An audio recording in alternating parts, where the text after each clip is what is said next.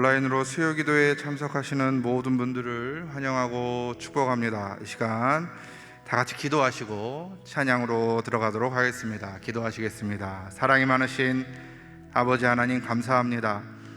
코로나19의 여러 가지 어려운 상황 속에서도 주님 앞에 찾아 나와 예배드릴 수 있도록 기회를 허락하시고, 이 시간도 우리를 모아 각자의 처소에서 주님 앞에 영광 올려드리게 하심을 감사드립니다.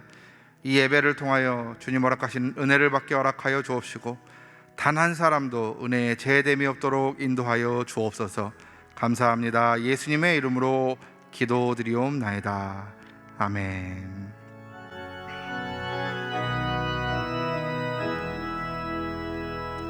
하나님은 너를 지키시는 자, 너의 우편에 그늘 되시니 낮의 해와 밤의 달도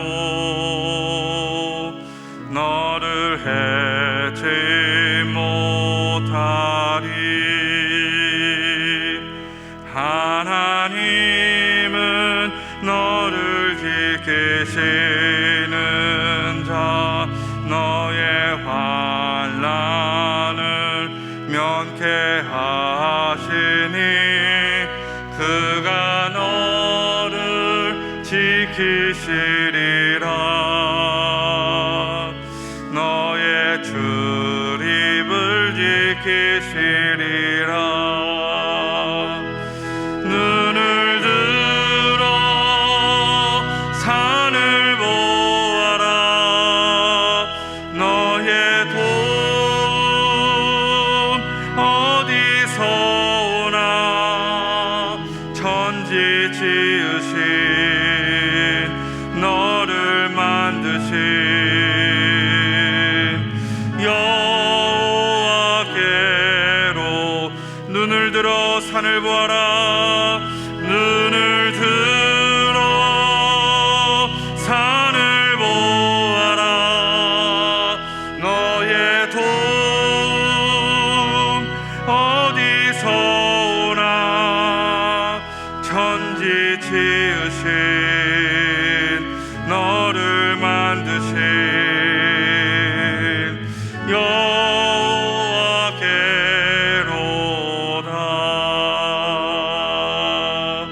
두 손 들고 찬양합니다. 다시 오실 왕 여호와께 오직 주만이 나를 다스리네. 나 주님만을 섬기리. 헛된 마음 버리고 성령이 연애 영혼 충만하게 하소서. 주님 앞에 내 생명 드리리. 나 주님만을 섬기리. 나 주님만을 섬기리. 헛된 마음 버리고 성령이 연애 영혼 충만하게 하소서. 주님 앞에 내 생명 드리리라. 우리 시간 다 같이 기도하며 나아가기를 원합니다. 하나님, 이 예배 가운데 함께 하셔서 하나님 허락하신 은혜를 체험할 수 있게 허락하여 주시옵시고, 아버지 하나님 주시는 귀한 말씀을 통하여 내 심령이, 내 가정이 쪼개어지는 귀한 역사가 일어날 수 있게 해달라고 우리 다 같이 기도하며 나아가시겠습니다. 사랑이 많으신 아버지 하나님, 감사합니다. 귀한 예배 허락하셨사오니 주님 허락하시는 은혜가 넘칠 수 있도록 허락하여 주시옵시고, 주님 부어주시는 귀한 말씀의 은혜로 인하여 나의 심령과 나의 가정이, 또한 아버지 나의 자아가 쪼개어지는 귀한 역사가 이 시간을 통하여 나타날 수 있도록 주여 인도하여 주옵소서. 하나님의 은혜와 도우심을 구하오니 주여 함께 하시옵시고 붙잡아 주시옵소서.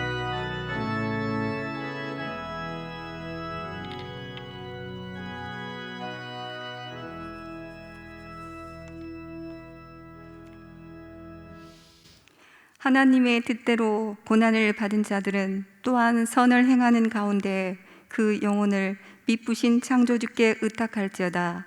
사랑의 하나님, 지난 3일도 주님의 은혜 가운데 지켜주시고 오늘 이 시간 온라인 수요 예배로 찬송가 예배를 드리게 하심에 감사합니다.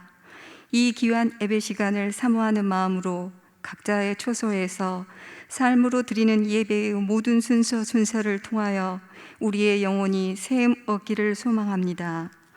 코로나19 재확산의 여파로 지난 수개월의 노력이 다시 원점으로 언제 끝날지 모르는 장기화로 답답하고 막연한 죽음의 공포, 두려움으로 계속 불안하지만 일상에 많은 변화가 있었고 이로 인해 예배와 교제의 소중함을 깨닫게 하시니 감사를 드립니다.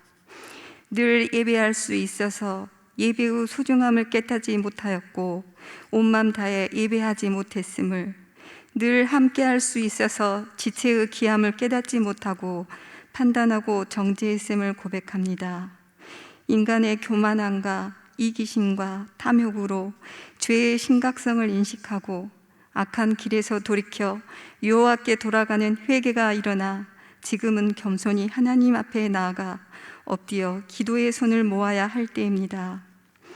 힘든 상황 속에서도 믿음의 눈으로 하나님의 선하신 뜻이 있음을 분별하여 이 나라를 더 정결하고 더 건강하게 만들어 가시는 회복의 과정이라 알게 하옵소서.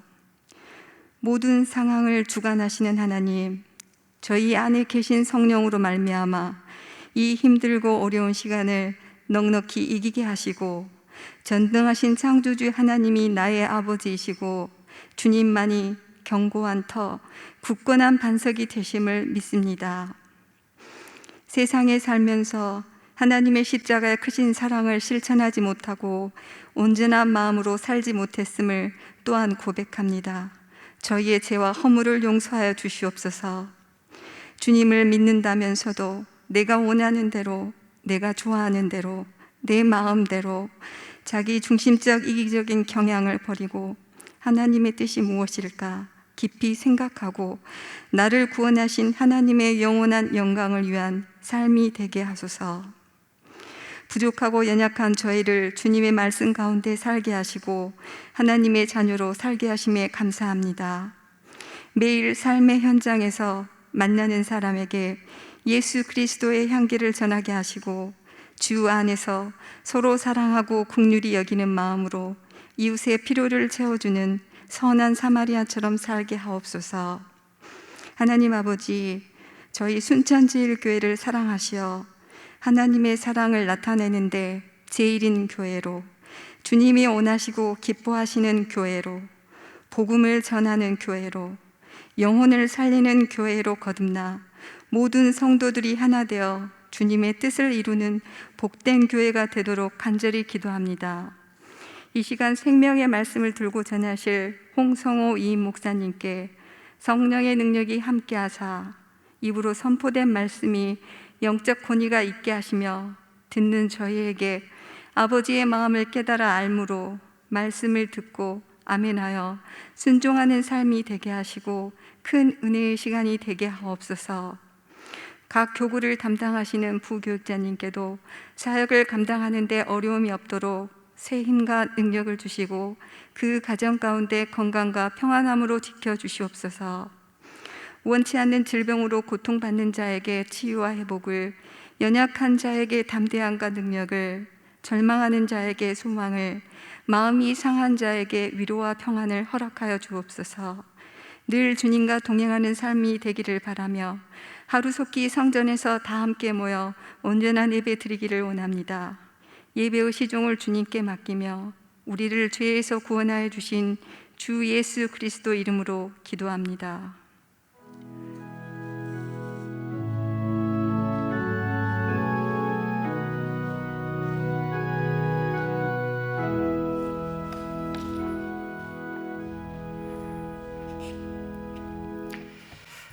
할렐루야. 우리 온라인을 통해서도 더불어 함께 모인 그 자리에 하나님께서 함께 하시면서 오늘 우리 예배를 기뻐 받으실 줄로 믿습니다. 시국을 초래해서 역사하시는 성령 하나님의 교통하심이 지금 이 자리에서도 또 각자가 예배하는 그 현장 속에서도 그렇게 함께 할 수 있기를 간절히 바랍니다. 코로나 전국이 우리 가운데 더 짙게 깔려오면서 요즘 많이 생각하는 게 있습니다. 몸을, 마음을, 생각을, 그리고 그 무엇이든지 가볍게 하지 않으면 내일을 대비할 수 없다. 가볍게 하지 않으면. 그런데 사실 살아가는 삶의 모습을 보게 되면은 우리가 짊어지고 있었던 것들이 너무나 많이 있었다라고 하는 것을 알게 됩니다. 그런데 강제로, 어떻게 보면은 소위 강제로 자가격리하면서 모든 것들이 그다지 그렇게 중요한 게 아닌 것을 또 깨닫게 되는 그런 시간들이 있죠. 그런데 며칠 전에 우리 친구 목사님하고 대화를 하면서 전화를 통해서 이야기를 하는데 많이 버리지 않으면 안 되는데 이거 방법이 없다, 그런 얘기를 했더니 그 친구가 툭 던지는 말이 이것이었습니다. 마음에 설렘이 없는 것이라고 한다면 다 버려라. 마음에 설렘이 없다면, 과거의 어떤 결정적인 순간에 내가 가지고 있었던 그거, 사랑하는 사람과의 어떤 거, 뭐 이런 것들이 있죠. 마음에 설렘이 없는 거라고 한다면 다 버려라. 그 대화를 끊고 난 다음에 그런 생각을 했습니다.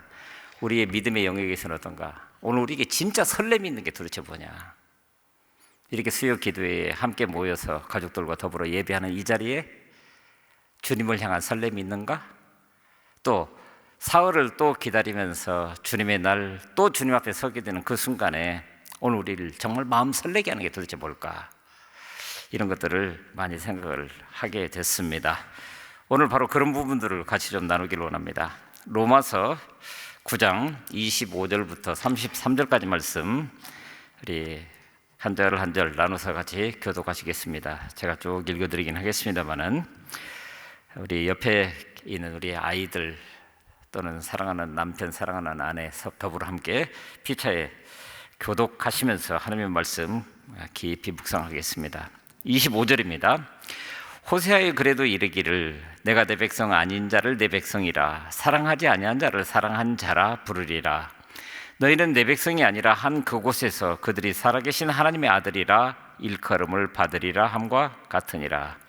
또 이사야가 이스라엘에 관하여 외치되 이스라엘 자손들의 수가 비록 바다의 모래 같을지라도 남은 자만 구원을 받으리니 주께서 땅 위에서 그 말씀을 이루고 속히 시행하시리라 하셨느니라. 또한 이사야가 미리 말한 바 만일 만군의 주께서 우리에게 씨를 남겨두지 아니하셨더라면 우리가 소돔과 같이 되고 고모라와 같았으리로다 함과 같으니라. 그런즉 우리가 무슨 말을 하리요? 의를 따르지 아니하는 이방인들이 의를 얻었으니 곧 믿음에서 난 의요, 의의 법을 따라간 이스라엘은 율법에 이르지 못하였으니 어찌 그러하냐? 이는 그들이 믿음을 의지하지 않고 행위를 의지함이라. 부딪힐 돌에 부딪혔느니라. 기록된 바 보라 내가 걸림돌과 거치는 바위를 시온에 두노니 그를 믿는 자는 부끄러움을 당하지 아니하리라 함과 같으니라. 아멘. 사도 바울을 통해서 우리에게 주신 하나님의 말씀입니다. 이 말씀을 통해서 오늘 믿음이 아니라 행위를 의지했다고, 믿음이 아니라 행위를 의지했다고, 혹시 오늘은 어떤지, 오늘 우리는 어떤지 한번 살펴보겠습니다. 지난주에 우리가 봤었던 것처럼, 샘플처럼 하나님이 에서와 야곱을 두고 대하신 그 모습이 정반대였다라고 하는 것을 우리에게 보여주십니다. 그런데 그 내용을 보면은 참 우리로서는 납득하기 어려운 이거죠. 하나님은 그들이 태어나기도 전에 야곱을 선택하시고 그에게 하늘의 큰 복을 주시기로 미리 결정하셨다고요? 태어나기도 전에? 어떻게 의로우시고 정의로우시고 공의로우신 하나님이 사람이 태어나서 의롭게 살았는지 불의하게 살았는지 관찰해보고 판단하신 후에 결정하는 것이 아니라 태어나기도 전에, 아무 의식도 없기 전에, 아니 존재 자체도 이 땅 가운데 있기도 전에 미리 선택하실 수 있느냐라고 하는 거예요. 그래서 이러한 하나님의 모습을 보면서 어떤 사람들은 하나님은 정의롭지도 공의롭지도 못하고 오히려 불의한 그런 분이시다, 이렇게 얘기한다는 거예요. 그래서 질문합니다. 9장 14절이었습니다. 그런즉 우리가 무슨 말을 하리요? 하나님께 불의가 있느냐? 그런즉 우리가 무슨 말을 하리요? 하나님께 불의가 있느냐? 한 사람이 태어나서 얼마나 정직하고 얼마나 의롭게 살았는지 판단도 안 해보고 미리 선택하신 하나님이 불의한 것이 아니냐? 이런 질문. 한마디로 하나님은 정의롭지도 못하고 공의롭지도 못하다, 인간의 생각이 그렇다라고 하는 거예요. 과연 그렇습니까? 하나님께 불의가 있느냐? 그리고 표준 세번역에서는 그것을 그렇게 말합니다. 하나님이 불공평하신 분이시라고 하는 거냐? 자, 여러분 어떻습니까? 분명히 사도 바울은 그럴 수 없다라고 이야기를 하는데 오늘 우리가 보기에 어떻습니까? 인간적인 눈으로 볼 때 그렇잖아요? 하나님이 하지만 의로우시고 정의로우시고 공의로우시다고 한다면 당연히 하나님도 판단 기준을 가지고 계시다는 것을 말하죠.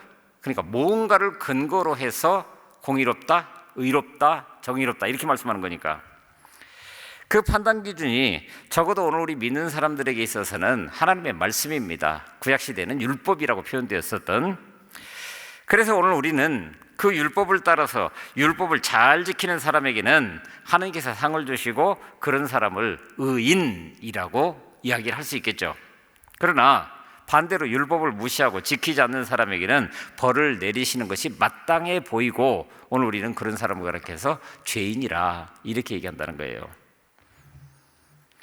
인간의 편에서 보면 그런데, 그러면 오늘 우리가 보는 하나님이 그렇다고 한다면, 하나님이 정해 주신 그 기준을 따라 하나님의 말씀을 따라서 그렇게 판단한다고 한다면, 그러면 하나님 편에서 오늘 우리를 보시는 것은 어떨까?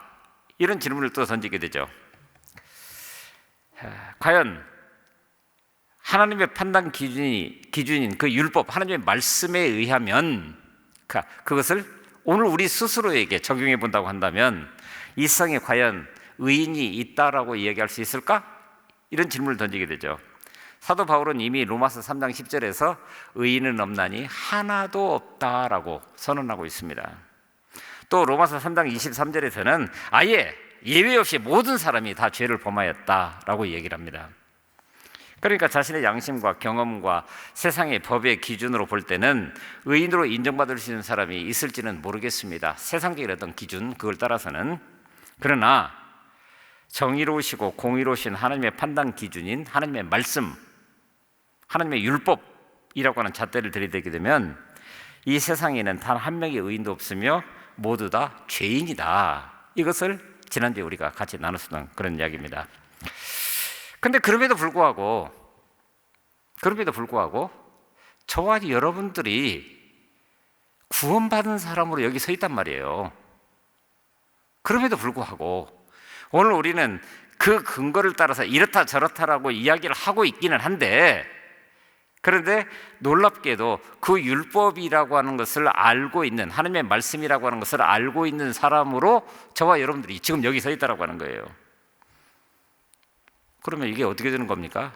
순환 논법에 따라서 결코 의인일 수 없는, 모든 사람이 죄를 범했다라고 얘기할 수밖에 없는 이런 상황 가운데서 그러면 나는, 결국은 하나님께서는 오늘 우리의 구원, 그것도 하나님의 선제적인 긍휼하심으로부터 시작되었었던 그 구원이라고 하는 것이 오늘 우리에게 얼마나 결정적인 사건인지를 우리 스스로 볼 수 있게 하는 그런 사건이라고 하는 거예요. 그래서 16절에 보면 그렇게 얘기를 하죠. 그런즉 원하는 자로 말미암음도 아니요 다른 박질하는 자로 말미암음도 아니요 오직 긍휼히 여기시는 하나님으로 말미암음이니라. 오늘 우리 스스로 그렇지 않습니까? 우리 원하는 바가 있습니다. 그리고 그것을 쟁취하기 위해서는 부지런히 다른 박질해 가면서 내 손에 쥐려고 노력하는 그런 게 있습니다. 그런데 그것으로 얻어질 수 있는 것이 아니라 뭐로부터요? 바로 오직 긍휼히 여기시는 하나님으로부터 바로 그 구원이 우리 가운데 왔다. 이걸 얘기를 하고 있는 거예요. 자, 그러니 어떻게 해야 돼요? 우리는 하나님이 주신 것에 대해서 불평할 이유가 없습니다. 특별히 구원 역사에 대해서는 하나님께 감사해야 할 것밖에 없습니다. 왜요? 구원의 조건이라고 하는 것이 우리의 공로가 아니라 뭐예요? 하나님의 긍휼하심. 오늘 우리를 바라보시면서 마음 아파하시는 그 모습 보십시오. 이스라엘이 탁월했기 때문에 하나님이 그들을 자기 백성으로 삼으신 것이 아닙니다.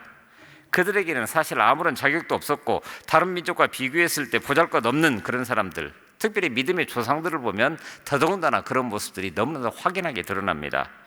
하지만 하나님은 그들을 선택하시고 자신의 친백성으로 삼아 주셨다고 하는 거예요. 그래서 오늘 본문에서는 호세아의 글을 예로 들어서 설명을 합니다. 25절과 26절을 볼까요? 호세아의 글에도 이르기를 내가 내 백성 아닌 자를 내 백성이라 사랑하지 아니한 자를 사랑한 자라 부르리라. 너희는 내 백성이 아니라 한 그곳에서 그들이 살아계신 하나님의 아들이라 일컬음을 받으리라 함과 같으니라. 뭐라고요? 그때 그랬던 것처럼 오늘 이 상황 속에서도 마찬가지로 오늘 우리가 그런 존재가 되었다고 하는 거예요. 사도 바울은 호세아 선지자의 말씀을 인용을 했는데 사실 이 말씀은 우리가 잘 알고 있기로 호세아 선지자를 통해서 하나님의 백성이면서도 마치 이방인처럼 살아가고 있는 이스라엘 사람들에게 일종의 경고로 주신 하나님의 말씀이었죠, 사실은. 자, 보십시다. 보통 우리가 결혼을 하게 되면 아무하고나도 결혼합니까? 상대방의 집안이 어떤지, 또 심지어는 요새 가장 기본적인 것들이 뭐냐면은 물질은 어느 정도나 있는지, 학벌은 어떻고, 키는 어떻고, 외모부터 시작해서 온갖 종류들을 다 따져서 이 사람이면 이렇게 하는 거 아니에요? 그런데 호세아도 사람인데 이왕이면 때가 돼서 좋은 배경을 가진 여자와 결혼하고 싶지 않았겠습니까? 그런데 놀랍게도 하나님은 전혀 예상치 못했었던 한 여자와 결혼하라고 얘기를 합니다. 호세아서 1장 2절을 보니까 이런 말씀이 나옵니다. 주님께서는 호세아에게 다음과 같이 말씀하셨다. 너는 가서 음란한 여인과 결혼하여 음란한 자식을 낳으라. 이 나라가 주를 버리고 떠나서 음란하게 살고 있기 때문이다. 제가 표준 세번역으로 읽어드렸습니다. 음란한 여인과 결혼해서 음란한 자식을 낳으라고요? 여러분, 이게 하나님께서 자신의 택한 백성을 향해서, 그것도 부름받아 세워진 선지자를 향해서 할 수 있는 이야기입니까? 호세아가 집안이 좋고 뛰어난 여자가 아니라 음란한 여인과 결혼하라고, 그리고 음란한 자식을 낳으라고. 그런데 하나님께서 그렇게 말씀하셨다고 한다면 호세아가 미워서 그렇게 하라고 명령하실 것일까요? 호세아의 아내처럼 이스라엘 백성이 타락해서 우상을 섬기는 음란한 백성이 되었다라고 하는 것을 호세아의 결혼 그 자체를 통해서 이 땅 가운데 있는 그대로 드러내놓기를 원하셨다라고 하는 거예요. 그러니까 우리 상식적으로 호세아가 그렇게 결혼했다고 했을 때 주위에 있는 사람들이 그 호세아를 바라보면서 어떻게 했을까요? 한마디로 이러지 않았을까요? 상상할 수 없는, 납득할 수 없는 그런 결혼이라고 하는 거예요. 그런데 어쨌든 호세아는 결혼한 후에 자녀들을 낳게 됩니다. 그리고 우리가 보통 자녀를 낳게 되면 최대한 의미가 있는, 그래서 이 아이가 이렇게 되었으면 하는 그런 바람을 가지고 기도하는 가운데 그 이름을 지어주지 않아요? 그런데 호세아는 결혼할 여자를 정하는 것뿐만 아니라 낳은 아이들의 이름도 자기 마음대로 짓지 못하고 하나님께서 일방적으로 그렇게 해라라고 명령하고 계신다라고 하는 거예요. 우리 한번 볼까요? 첫째는 아들을 낳았는데 이름을 이스라엘이라고 합니다. 둘째는 딸이었는데 이름을 로루하마라고 합니다. 셋째는 아들을 낳았는데 그 이름을 로암미라고 이야기를 합니다. 범상치 않은 이름들입니다.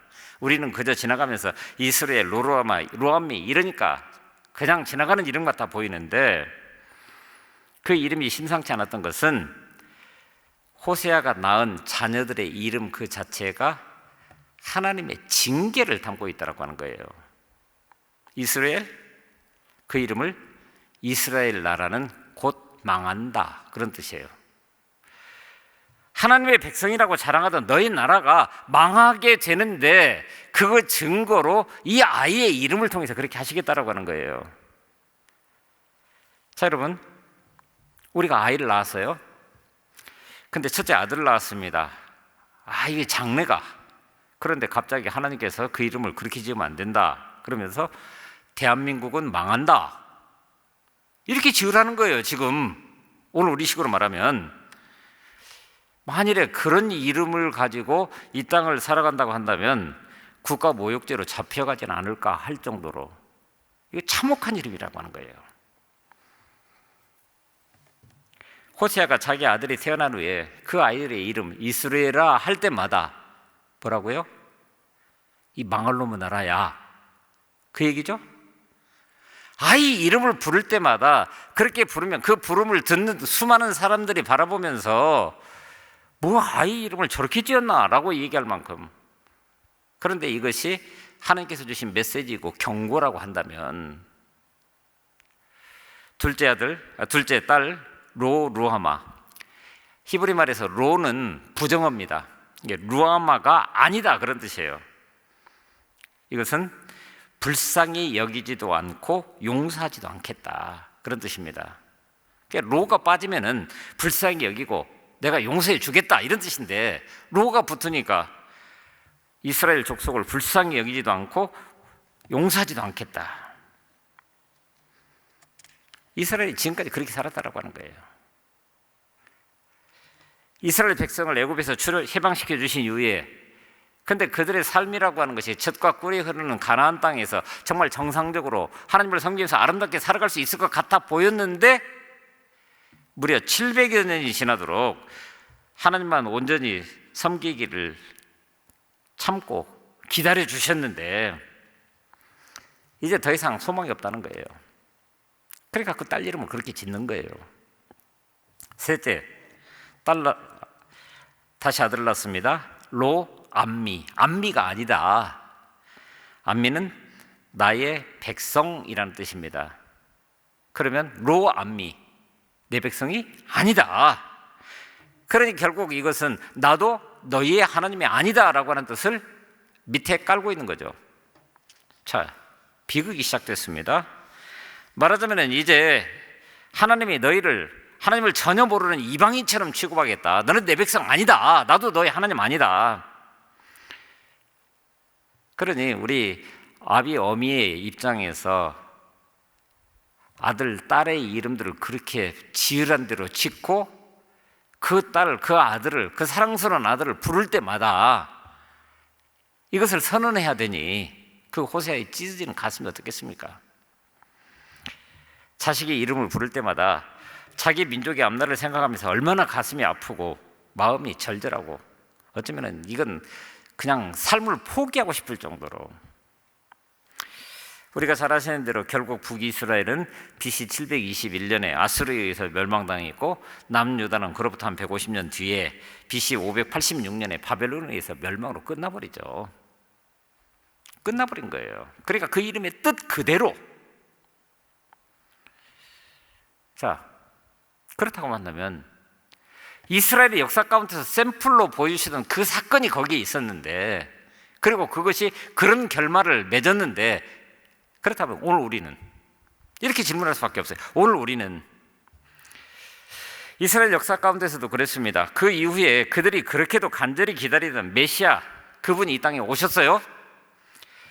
근데 그들의 마음은 여전히 완악하고 강팍해서 그 오신 메시아 예수님을 거부했을 뿐만 아니라 십자가에 못 박혀 죽게 하는 데까지 내어 주었다라고 하는 거예요. 물론 모든 유대인들이 다 예수님을 거부한 것은 아니었습니다. 유대인들 중에서도 예수님을 영접하고 믿은 사람들, 그러나 아주 소수의. 그래서 그 다음에 나오는 27장 7절 말씀, 이사야 선지자가 이 상황을 미리 예언으로 우리 가운데 선포해 주고 계시는데, 그리고 또 이사야는 이스라엘을 두고 이렇게 외쳤습니다. 제가 표준 세부적으로 읽어드리는 겁니다.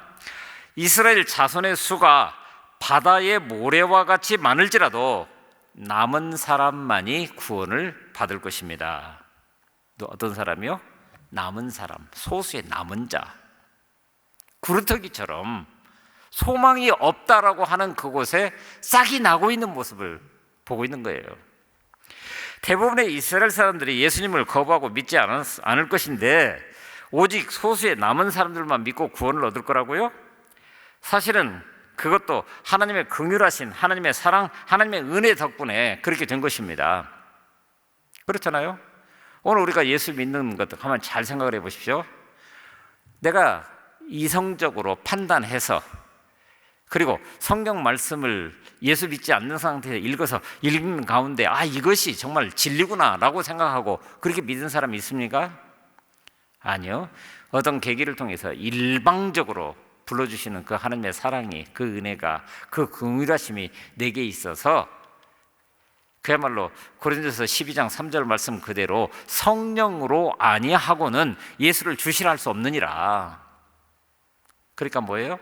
내 능력, 내 공로, 내 지식, 내가 알고 있는 어떤 관계 이런 것을 통해서 얻어진 것이 아니라 하나님의 일방적인 터치, 성령의 감동하심을 통해서 그야말로 믿어지는 은혜를 통해서 우리가 여기 섰잖아요.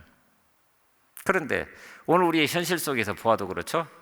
아니, 그러면 세상을 향해서 모든 은혜가 동일하게 내려지고 있는데 왜 나 같은 사람만 그야말로 소수의 남은 자인 거예요. 성령의 감동하심에 있는 그대로 응답한 그런 사람만. 그래서 오늘 우리의 신앙하는 모습들을 다시 한번 새겨볼 수 있어야 됩니다. 우리 스스로가 요새 코로나 전국으로 인해서 우리 스스로가 참 어려운 그런 상황들을 지금 보내고 있습니다. 그런데 어떤 목사님 한 분이 강의를 하시면서 그런 얘기를 하셔요. 교회가 세상에서 난타당하는 것은 지금 우리가 그러죠. 우리는 아무 잘못도 없는 것 같아 보이는데 소위 방역 당국의 지침에도 잘 따랐고 방역도 철저히 하고 대면 예배를 드려도 아주 들어오면서부터 나갈 때까지 이렇게 아주 철저하게 그렇게 하고 있음에도 불구하고 소수의 사람이 일탈을 가져오게 되니까 교회 전체가 욕을 먹고 있는데 그것을 교회 전체가 욕을 먹고 있다는 것에 안타까워할 일이 아니라는 거예요. 그 이전에 문제가 하나가 더 있었는데 교회가 세상에서 난타당하는 것은 유니폼에 걸맞지 않은 행동을 했기 때문이다 라고 얘기를 합니다. 유니폼? 예수 믿는 사람이라고 하는 타이틀? 그게 있었단 말이에요. 저나 여러분들이나 마찬가지로. 그리고 사도 바울을 통해서 우리에게 주셨던 것은 항상 그거였잖아요. 벗어버리고 입으라라고 했단 말이에요. 그러면 그것을 벗어버리고 난 다음에 입고 났을 때 그 입은 것은 내게 유니폼이 됐는데 유니폼이 입혀져 있음에도 불구하고 그렇게 살지 못한 모습들. 그러니까 코로나 전국에서 이 방역 체계가 어떻고 시스템이 어떻고 대면 예배가 어떻고 이런 차원의 문제가 아니라 그 이전에 이미 내가 예수 그리스도를 나의 주로 고백하는 것만큼 그러니까 믿음의 분량, 믿음의 도리를 따라서 오늘 우리가 삶을 어떻게 살아냈느냐라고 하는 것을 스스로 한번 보라는 거예요. 참 일리 있는 이야기입니다. 그런데 오늘 본문에서도 사도 바울은 그것을 똑같이 이야기를 합니다.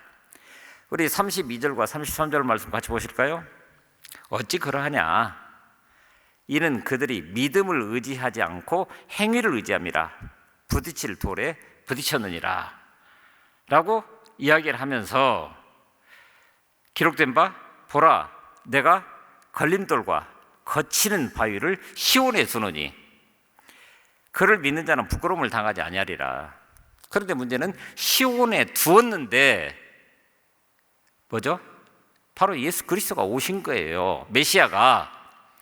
그런데 그럼에도 불구하고 그 사건이 나를 위한 사건이라고 하는 것을 알면서도 그를 믿지 않기 때문에 부끄러움을 당할 수밖에 없는 그런 상황 가운데 왔다. 지금 그렇게 얘기하는 것입니다. 이방인들에게는 예수님이 구원의 바위가 되셨는데 유대인들에게는 오히려 예수님이 부딪힐 돌이고 걸림돌이고 거치는 바위가 되었다라고 하는 거예요. 이게 어떻게 된 일입니까? 그래서 오늘 우리 스스로가 한번 물어봐야 될 것이 그것입니다. 여러분들에게, 오늘 우리 모두에게 예수님은 그야말로 구원의 바위입니까? 아니면 유대인들처럼 거치는 바위입니까? 그것을 결정하는 열쇠가 바로 내가 예수 그리스도 그분, 그 무엇보다도 예수 그리스도의 십자가를 지금 어떻게 받아들이고 있느냐, 이걸 마음속에 확인해 보라는 거예요. 고린도전서 1장 23절에 보게 되면은 이렇게 말씀하십니다.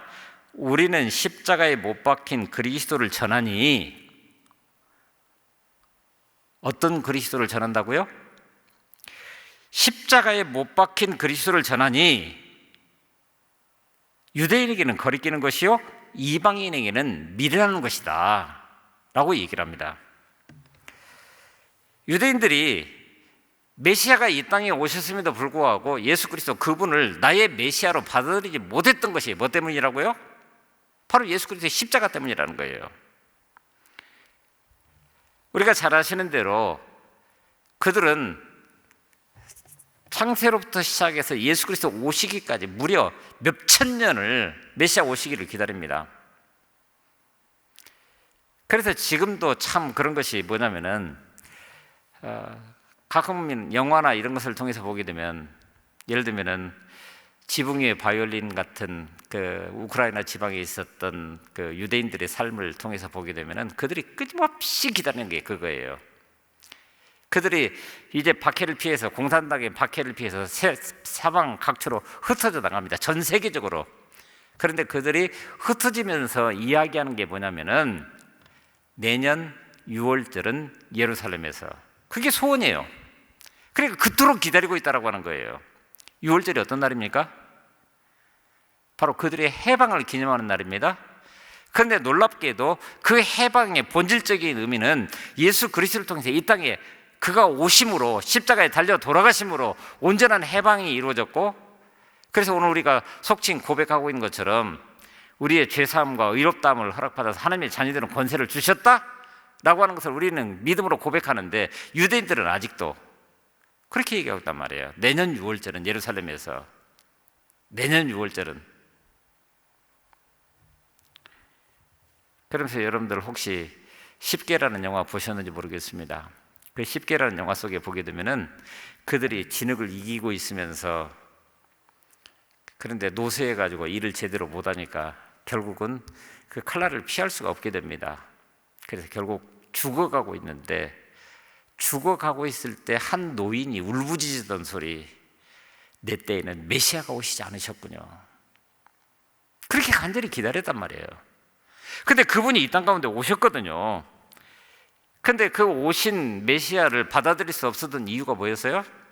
십자가예요. 그들이 지금 마음속에 간직하고 있던 메시아는 뭐냐면은 분명히 이사야 53장, 시편 22편 이런 데서 십자가에 달리실 그분을 예언하고 있음에도 불구하고 그것은 그저 귓전으로 들려오는 그 뭐랄까 소리일 뿐이고, 실제로 그들이 지금 고난 가운데 있으면서 메시아가 오시게 되면 뭐예요? 흰 말에다가 붉은, 그리고 기치창검을 쫙 해서 입성하고 있는 그런 모습. 그래서 당대의 그 로마 제국을 무너뜨리고, 그리고 나서 다윗 왕국을 다시 세워주실 그런 어떤 세상적인 어떤 군사적인 또는 왕권을 지닌 그런 메시아, 그게 현실 아니었어요? 그런데 우리 주님이 어떻게 되셨습니까? 맥없이 십자가에 달려 돌아가셨어요. 좌절이고 절망 아닙니까? 그러니 그런 메시아라고 하는 것을 나의 주라고 고백할 수 있겠느냐라고 하는 거예요. 내가 생각하고 있는 메시아가 있는데, 그런 의미에서 오늘 우리에게 십자가는 뭘 의미하고 있습니까? 그저 목에 이렇게 걸려있는 장식품 그런 것입니까? 아니면 내 집에 어떤 기도의 자리에다가 이렇게 얹어놓는 어떤 상징으로서 십자가 그런 것입니까? 어느 집에나 이런 거 하나씩은 다 있습니다. 나름대로 나 자신이 그 십자가를 바라보면서 뭔가 새로운 마음가짐을 갖기도 하고, 그리고 내 삶을 좀 재점검해 볼 수 있는 그런 기회도 되지만, 그런데 그 십자가는 원래가 사형수가 달리는 사형틀이었습니다. 죄를 지은 사람에게 형벌을 내리는 무시무시한 도구였습니다. 실제로 의학자가 그 예수 그리스도의 십자가를 의학적으로 판단을 했는데 상상할 수 없는, 이렇게 매달려 있는 상태 가운데서 건장한 남자가 매달려 있는 것이기 때문에 축 밑으로 쳐지면서 여기가 찢어집니다. 그러니까 그것을 견뎌내기 위해서 이 발에다가도 십자가를 이렇게 찍어주는데, 그 발을 바탕으로 해서 그 몸을 다시 한번 이렇게 세워보려고 무진 애를 쓰는 고통이에요. 그런데 예수님께서는 이 땅에 계실 때 자신이 십자가에 죽게 될 그 죽음의 의미가 무엇인지를 이렇게 말씀하십니다. 마태복음 20장 28절에 보니까 인자가 온 것은 섬김을 받으려 함이 아니라 도리어 섬기려 하고 자기 목숨을 많은 사람의 대속물로 주려 하심이라 라고 얘기를 합니다. 뭐라고요? 많은 사람의 대속물, 대신. 그런데 십자가는 유대인들이 예수님을 믿는 데 있어서 가장 큰 장애물이었다는 겁니다. 십자가가 오늘 우리에게는요, 정말 기쁜 소식이요 구원의 복음입니까? 아니면 유대인들처럼 오히려 걸림돌과 걸려서 넘어지게 하는 거침돌, 그런 상태로 우리 가운데 놓여 있는 겁니까? 바울은 예수님이 구원의 바위가 된 사람들에게 나타나는 결과를 33절 마지막 절에서 이렇게 설명합니다. 그를 믿는 자는 부끄러움을 당하지 아니하리라. 그를 믿는 자는 부끄러움을 당하지 아니하리라. 비록 과거에는 하나님도 모르고 율법도 모르고 육체의 욕심을 따라서 부끄러운 삶을 살았는지 모르겠는데, 예수 그리스도의 십자가의 피로 모든 죄가 깨끗하게 그야말로 속죄함을 받아서 더 이상 부끄러움을 당하지 않는다고요? 여러분, 아담과 하와가 최초로 죄를 짓고 나타난 현상이 어떤 것이었습니까? 창세기 3장을 보게 되면 제가 보기에는 한 3가지 정도가 나타나요. 첫째, 부끄러움입니다. 둘째는 심판에 대한 두려움입니다. 부끄러움과 두려움이 동시에 나타납니다. 그래서 창세기를 좀 읽어보면 이렇습니다. 창세기 3장 7절을 보니까 이에 그들의 눈이 밝아져 자기들이 벗은 줄을 알고 무화과 나무 잎을 엮어 치마로 삼았더라, 이렇게 얘기를 합니다. 지금 에덴동산에 누가 있죠? 2사람밖에 없어요. 아담과 하와밖에 없어요. 아니, 선악과를 따먹기 전에는 벌거벗었다는 것을 몰랐을까요? 그때는 벌거벗었는지 입었는지 이런 관념조차도 없었습니다. 그냥 깨끗하게 산 거예요. 그런데 막상 눈이 밝아지고 보니까 안 봐도 되는 것이 눈에 들어왔다라고 하는 거예요. 근데 그게 뭐라고요? 부끄러움이었다는 거예요. 벗은 줄을 알고. 그래서 제가 늘 얘기하는 것처럼 그러잖아요. 우리 지금은 뭐 각 집마다 전부 다 샤워 시설이 있고 그러니까 목욕탕 갈 일이 별로 없습니다. 근데 예전에 보면은 아이들 데리고 목욕탕에 갑니다. 근데 대체적으로 어떤 명절이나 그런 때 외에는 엄마 손에 이끌려서 목욕탕에 가게 되죠. 근데 어느 날 갑자기 목욕탕 가서 좀 때를 베끼고 이래야 되는데 아이가 끝까지 고집을 부리는 그런 데가 있습니다. 어떤 때 그렇게 하죠? 목욕탕에 가가지고 나하고 성이 다른 친구를 만난 거예요.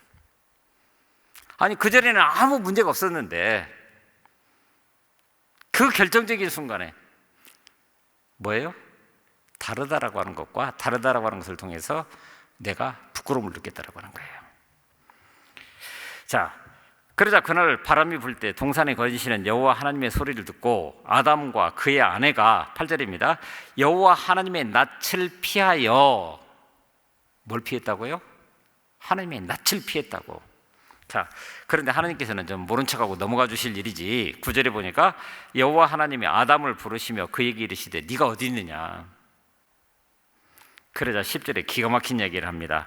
내가 동산에서 하나님의 소리를 듣고 내가 벗었으므로 두려워하여. 자, 여러분, 부끄러움이 두려움으로 바뀌고 있는, 이게 하나님 앞에 선다라고 하는 게 그런 거예요. 오늘 우리가 그렇습니다. 그리고 난 다음에는 세 번째로 핑계 또는 책임 전가라고 하는 것이 우리 가운데 등장을 합니다. 3장 11절 볼까요? 창세기 3장 11절. 이르시되 누가 너의 벗었음을 내게 알렸느냐? 내가 내게 먹지 말라 명한 그 나무 열매를 네가 먹었느냐? 그러면 하나님께서 질문하신 것은 네가 먹었냐? 그러면 먹었습니다. 아닙니다. 이렇게 대답하면 끝나는 거예요. 그런데 12절에 보니까 아담이 이르되 하나님이 주셔서 나와 함께 있게 하신 여자 그가 그 나무 열매를 내게 주므로 내가 먹었나이다. 그러니까 일단 1차적으로 여자가 나한테 그것을 주어서 먹었습니다. 그런데 그 여자는 또 누가 주셨어요? 하나님이 내게 주셔서 나와 함께 있게 하신 한 여자. 그러니까 결국 이게 누구 잘못이라는 얘기예요? 하나님 잘못이라는 거예요. 왜 주셨냐는 거예요. 왜? 아니, 처음에 주셨을 때는 내 뼈 중에 뼈요 살 중에 살이라고 하면서 이 여자입니까? 했었던 그 사람이 막상 하나님 앞에 서서 네가 어디 있느냐라고 하는 질문 앞에 무너져가면서 하는 이야기가 저 여자 때문이기도 하지만 저 여자를 주신 게 누구라고요? 하나님이시니까 하나님 책임이라는 거예요. 자, 이게 인간입니다. 오늘 우리는 어떨까요? 오늘 우리는 어떨까요? 요새 보면은 차를 타고 가다가 보면 고속도로 상에서 항상 속도가 100으로 가십니까? 제한 속도가 100인데 100으로 가십니까? 근데 요행이 안 걸리면 그냥 넘어가는데 아무것도 기억도 없이. 그런데 이제 걸려요.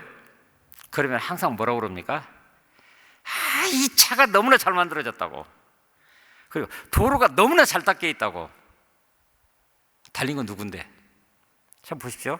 창세기에 나타났던 그 상황을 똑같이 지금 오늘 우리 일상사 가운데서 그렇게 하고 있다고 하는 거예요.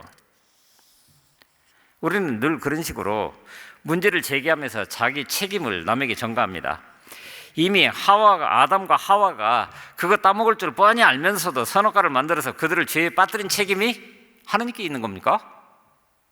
하나님께 있는 겁니까? 이게 범죄한 인간의 고약한 습성입니다. 자기 타락의 책임을 1차적으로는 하나님께 돌리고, 그리고 아담을 추궁하니까 하나님이 내게 주셔서 나와 함께 하시기엔 여자 그가 나를 꼬셔서 내가 그렇게 됐다고. 참 변명의 여지가 없는데도 불구하고 인간은 책임 전가의 명수고 그야말로 오리발의 귀재들입니다. 저와 여러분들하고 예외는 아닙니다. 그러니까 사도 바울이 지금 이야기하고 있는 게 바로 그거예요. 이스라엘은 특별히 하나님의 선택을 입은 선민이지만 그들이 범죄했단 말이에요. 누구 책임입니까? 오늘 우리를 택해 주신 그 하나님, 그리고 하나님의 백성답게 살아갈 수 있도록 율법을 주셨는데 그 율법이 얼마나 어려운지 따를 수 없게 만들어 놓고 우리로 지키라고 했다고요? 그렇습니까? 근데 오늘 우리는 상식적으로 하나님께서는 우리 신앙적 상식으로 보면 결코 실패가 있을 수 없다, 실수하지 않으시는 하나님, 우리 찬양하잖아요. 근데 놀랍게도 그 하나님은 오늘 우리를 작품으로 만들어 주셨단 말이에요. 하나님이 오늘 우리를 만드셨대요. 근데 에베소서에 보게 되면 우리가 하나님의 걸작품이라고 얘기를 합니다. 그렇게 귀한 존재로 만들어 주셨어요. 그런데 보십시오. 성경에 나타난 수많은 인물들, 초대 왕인 사울, 다른 사람보다도 어깨 하나가 더 있을 만큼 기골이 장대한 사람이었다고 얘기를 했어요. 준수했다라고 말합니다. 그런데 그런 사람도 또 12사도 가운데 하나인 가룟 유다도 언젠가 말씀드렸습니다마는 여러분들이 한 회사를 경영하고 있는 경영주라고 한다면 예수님의 12제자를 놓고 한 사람을 뽑는다고 한다면 누구를 뽑겠습니까? 이력서만으로, 스펙만으로 보자면 가룟 유다예요. 아주 똑똑한 사람이었습니다. 그러니까 제자로 소위 선택하자마자 그에게 전대를 맡겼잖아요. 제자단이 쓸 수 있는 돈을 만질 수 있는 그런 나라에 대한 애정도 있었습니다. 그러니까 예수라고 한다면 저분만 같으면 소망이 있겠다 싶어서 따라온 사람이에요. 그런데 결정적인 순간에 아까 보았던 것처럼 그거 십자가에 달린다고? 그러면 이 나라 이민족의 운명은 어떻게 되냔 말이에요. 유일하게 지금 하나 소망을 가질 수 있는 당신이 십자가에 달린다는 게 말이 되느냐. 그러니까 팔아버린 거예요. 내 뜻대로 안 되니까. 다 실패했습니다. 하나님께서 만들어주신 위대한 작품들임에도 불구하고. 그래서 오늘 우리는 이게 다 하나님 책임이라고 얘기를 하는데, 근데 오늘 우리는 그런 생각을 가지고 살아가면서 혹시 이런 거 아닌가 싶은 그런 생각이 있습니다. 자, 제가 지금 계속해서 로마서 특별히 9장, 7장, 8장, 9장 마찬가지지만은 계속해서 얘기하는 게 뭐라고요? 우리의 구원이 우리의 노력과 우리가 알고 있는 어떤 지식과 이런 것들을 통해서 이루어진 겁니까?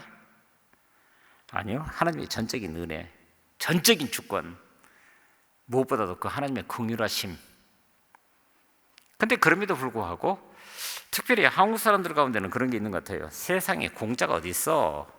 라고 이야기를 하면서 오늘 우리가 구원을 받는 데 있어서도 뭔가를 해야 되는 것처럼 생각하는 그런 경향들. 그래서 이렇게 생각합니다.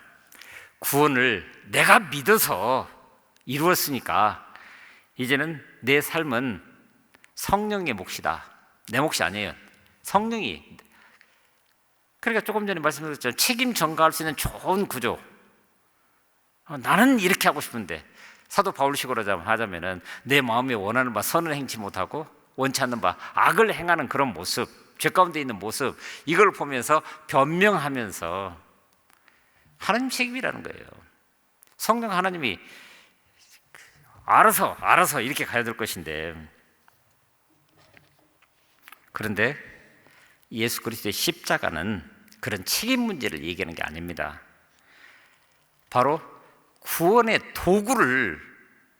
도구로 십자가가 세워진 것처럼 이야기를 하고 있는데, 그게 아니라 그 이전에 바로 오늘 본문에서 계속 지난주에 봤던 것처럼 하나님의 긍휼하심이, 하나님의 은혜가, 하나님의 일방적인 주권적인 선택이 거기에 있으셨기 때문에 십자가라고 하는 방법을 통해서 우리에게 주셨단 말이에요. 그러니까 오늘 우리가 다시 한번 예수 그리스도의 십자가를 생각을 할 때 그저 눈에 보이는 그 십자가가 아니라 그 십자가에 담겨져 있는 하나님의 마음, 하나님의 사랑, 하나님의 은혜, 이런 것들을 마음속에 새길 수 있어야 된다고 하는 거예요. 전적으로 오늘 우리 스스로가 이제는 책임적인 존재로, 그리스도입니까? 아까 시작하면서 얘기했던 것처럼 교회가 세상에서 난탕하는 것은 유니폼에 걸맞지 않은 행동 때문에 그랬다. 유니폼에 걸맞지 않은 행동 때문에 그랬다. 오늘 아침에도 교육자들과 같이 말씀 묵상하면서 나눴던 말씀이기도 한데, 중교개혁자 칼뱅은 우리 믿음의 특징을 가리켜서 마음의 성향이라고 표현했습니다. 마음의 방향성이라는 뜻이죠. 그러니까 신앙이라고 하는 것은 우리가 교리적으로, 이론적으로 어떤 새로운 지식을 습득하는 것이 아니라 더 나아가서 우리의 마음의 방향이, 마음의 성향이 향해서 나아가게 하는 그런 능력이라고 하는 거예요. 그래서 지금까지는 내가 주인이 되기 위해서 하나님을 등지고 가던 방향에서 돌이켜서 이제는 맞습니다. 주님이 내 주인이십니다. 하고 나 자신을 내어드리는, 그래서 그렇게 살아가기 위해서는 그 주님을 향해서 그것을 방향으로 삼고 그 길을 묵묵히 걸어가는 것. 흔들리고 비틀거릴 때도 있습니다. 때로는 낙담할 때도 있습니다. 하지만 마치 나침반이 파르르 떨리는 때가 있습니다. 방향을 찾지 못하고, 왜냐하면 막 흔들리는 그런 세계 속에서. 그러나 시간이 지나고 나면 여전히 그 나침반은 북쪽을 향해서 가는 거예요. 그런 것처럼 오늘 우리의 마음의 방향이 정해져 있다고 한다면은 때때로는 흔들릴 수도 있고, 때때로는 무너질 수도 있고, 때때로는 나 스스로가 어떻게 해볼 수 없는 그런 상황 가운데 있다 할지라도, 그러나 때가 돼서 보게 되면은 마땅히 있어야 할 자리에 있는 그게 우리의 믿음이라는 거예요. 그게 예수 그리스도의 십자가고. 그래서 종교개혁자 마틴 루터는 세례를 그저 한 번 받는 것으로 끝나지 않고 매일 세례받는 삶을 살아가야 된다, 그렇게 얘기를 합니다. 그렇죠? 여러분들 세례 받으실 때 그 마음가짐 아시죠? 그래서 물이 뚝뚝 떨어질 그때에 눈물 흘리면서 내가 이런 사람이 됐습니다라고 고백했을 때 그 마음, 그러므로 매일매일 그런 삶을 살아갈 수 있다고 한다면은, 그래서 옛사람이 다시 주인 노릇하려고 하고 또 그것이 꿈틀꿈틀 내 속에서 일어나게 한다면 그것을 막고, 그러므로 다시 내 위치를 주님을 향해서 돌려놓는 그런 삶, 이런 것들이 오늘 우리에게 진실로 필요한 것인 것을 기억을 합니다. 로마서 9장 내에서 내내 말씀드렸듯이 하나님이 우리를 불쌍히 여겨주시고 긍휼히 여겨주셨기 때문에 저와 여러분들이 지금 여기 있는 겁니다.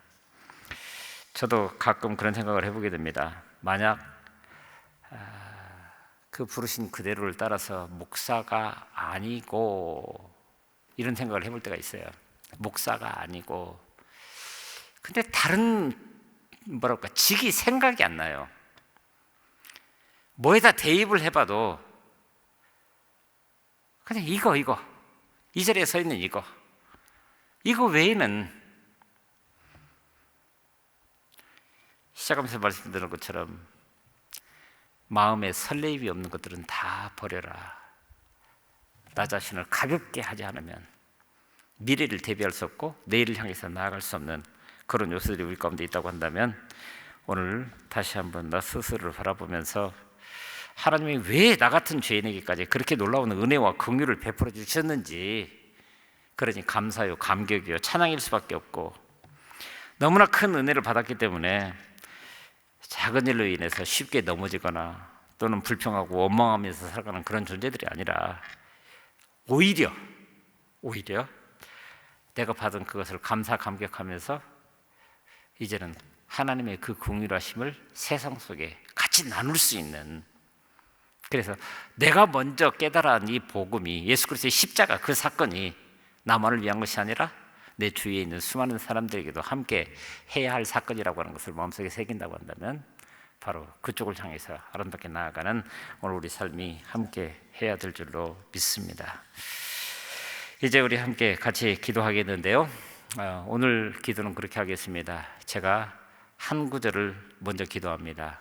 그럼 여러분들 그 자리에 있는 그 자리에서 한 20초, 30초 정도만 묵상하면서 바로 그 기도를 그대로 같이 따라갈 수 있는, 그래서 나 스스로에게다가 맞습니다, 하나님 나는 이런 존재입니다, 이렇게 고백하면서 나아가도록 하겠습니다. 같이 기도합니다. 아버지 하나님, 이스라엘 사람들 원래 하나님의 백성이었고 하나님의 사랑을 받았던 자들이었지만 오히려 이방인처럼 우상을 섬기고 타락한 백성이 되고 말았습니다. 그래서 결국에는 아주 소수의 사람만이 구원을 받을 수 있었습니다. 제가 그 소수의 사람 중 하나입니까?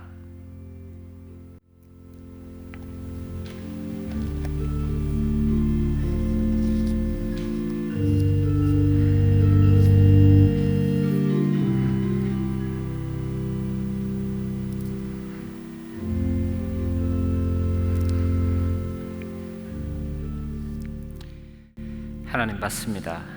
저희들 원래 하나님의 백성도 아니었고 하나님의 사랑의 대상도 아니었습니다. 저희는 이전에 하나님도 모르고 율법도 모르며 육체의 욕심을 따라서 내가 하고 싶은 대로 살고 있었던 죄인들이었습니다.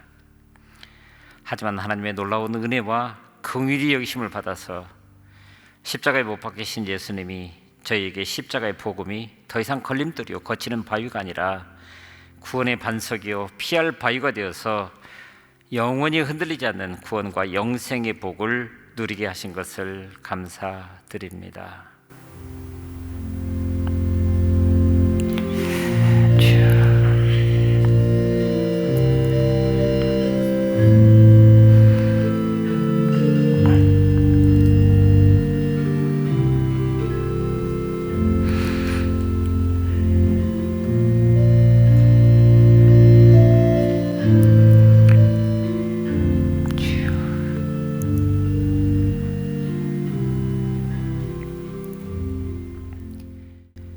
이렇게 놀라운 은혜와 사랑을 받은 자로서 이제는 이방인처럼 쉽게 염려하고 불평하고 원망하며 미워하고 중후하면서 살지 않게 하시고, 오직 저희가 하나님의 큰 그 은혜와 긍휼을 받은 것처럼 저희도 이웃에게 그 긍휼과 사랑 베풀면서 하나님께서 허락하신 그 복음이 오늘 우리 가운데 편만케 되는 그런 은혜를 더하여 주시옵소서.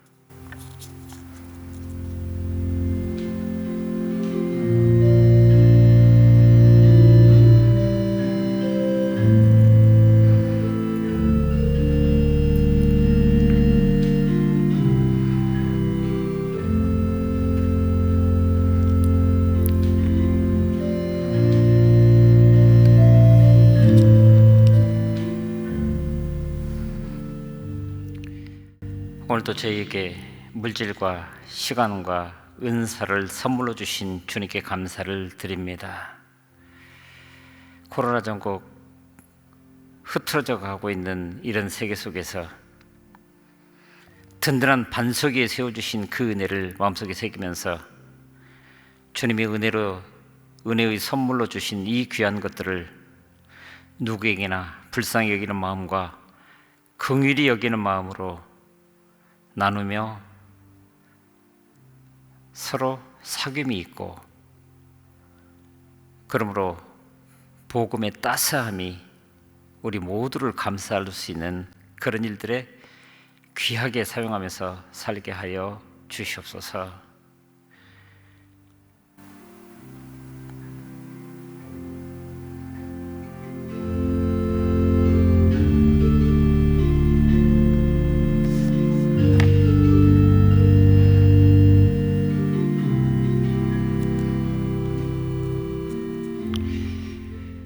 우리 주 예수 그리스도의 이름으로 감사하며 기도하옵고, 이제는 주님께서 가르쳐 주신 기도로 더불어 함께 기도하오니, 하늘에 계신 우리 아버지, 아버지의 이름을 거룩하게 하시며 아버지의 나라가 오게 하시며 아버지의 뜻이 하늘에서와 같이 땅에서도 이루어지게 하소서.